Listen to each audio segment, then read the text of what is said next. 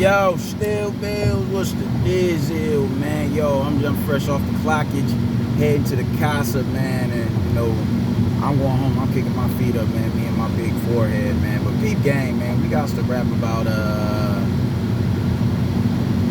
Deontay Wilder's comeback fight, man. I love it. Y'all know I'm not a fan of Deontay Wilder. I haven't really been a fan of, just it felt good when he switched to when he switched to Black consciousness. That was a reason for me to try to like him. But I think I've been an Anthony Joshua fan since the Klitschko day, since he beat Klitschko, and it wasn't because of that set me apart. Like, no, man, it's Team Joshua. It wasn't that. It was what really turned me off to Wilder was after that after the Tyson Fury fight. That's what really had me like, nah, bro. Like, completely like, nah, I'm good.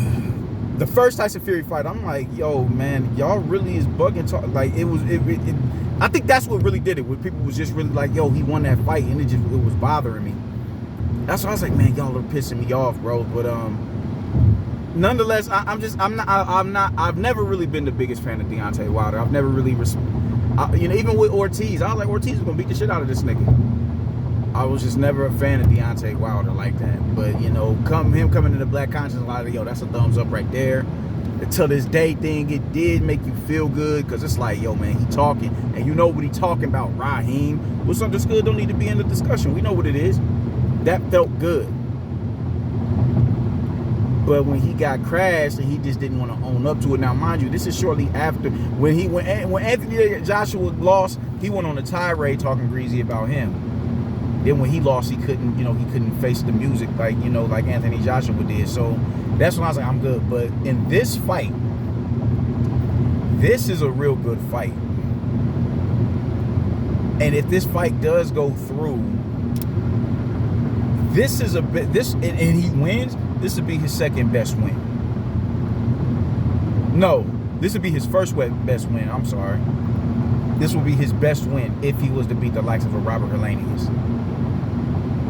This will be his best bet, man, because Robert Helenius is a dude who operates. He uses his height to his full advantage, and that would be, that plays right into Deontay Wilder's hand. Why? Because Deontay Wilder likes to fight at range, and he's smartened up because in his training footage, recent training footage, he slimmed back down.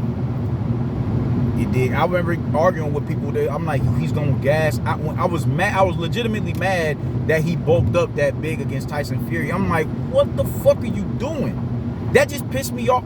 Even though I'm not a fan of you, I'm like, I still want you at your best. I'm like, he's gonna gas out. He cannot. His body just can't operate for a 12-round stretch at 230 plus pounds. His best work comes when he's 212, 215, and not even 220. I'm like, we saw how you looked in the second Fury, in the rematch with Fury. Why would you come in 10 pounds heavier in the trilogy? I'm like, that just doesn't make sense. Just because you bulk up, that doesn't necessarily make you stronger, man. We saw, like, when he was doing that bench pressing, and that cringe, like, it's just like, yo, this is real uncomfortable watching this. It's like, yo, you trying too hard. That nigga's foot came up off the ground. You don't ever, I lift weights. You don't ever want to bring your foot off the ground, because that means you're trying to put every bit of muscle you have to rack that bar. And your feet, keeping your feet planted, that's what gives you stability.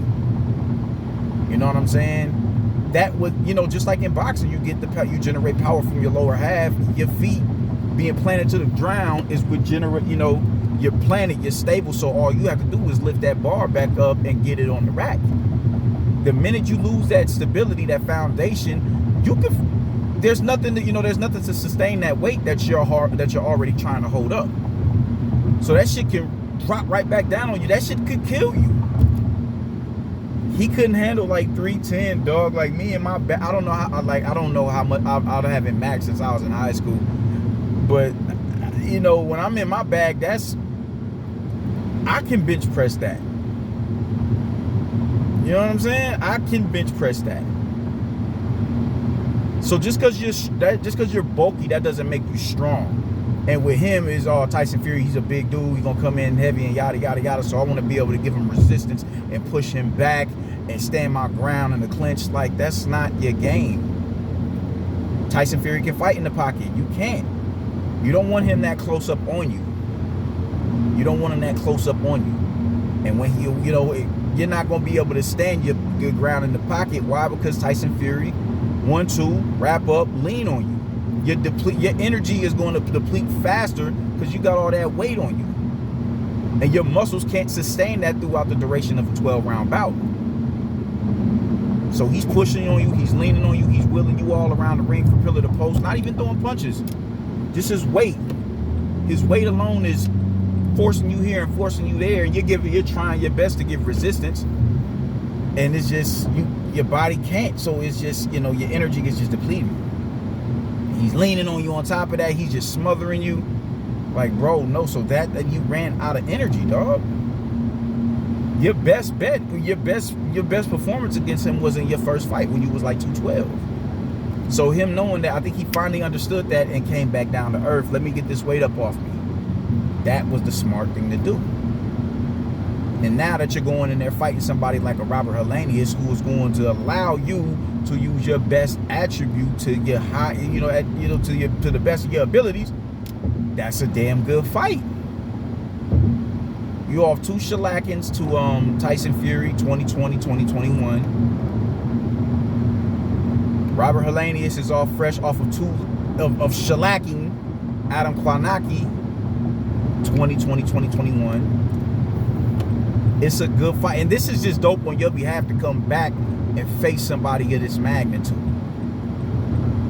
I think that's dope. Robert Helenius has been in there with some big. He's been in there with the Dillian Whites of the world, Adam Kwanaki. He's been in there with some really good competition. He's been in there with some real good fighters. So for you to come back and fight him of all people, I have to salute that. I have to salute that, and anybody else should salute that, because that's dope. I think that's dope. I think that's a good look for you on your behalf. I salute it, man. I don't see how anybody can have a problem with a fight like this. It's a real good fight. It's a real good fight. And if you were to beat him, that would be your best win. And it's not even close. Y'all can miss me with that Luis Ortiz shit. Niggas is really gassing that man. Y'all can miss me with that. He's good, but he's not, now him and there's no difference between him and Luis Ortiz and Robert Helenius, but Robert Helenius, as far as accolades go, but Robert Helenius has been in there with better competition. So with him being in there with better competition, why wouldn't he,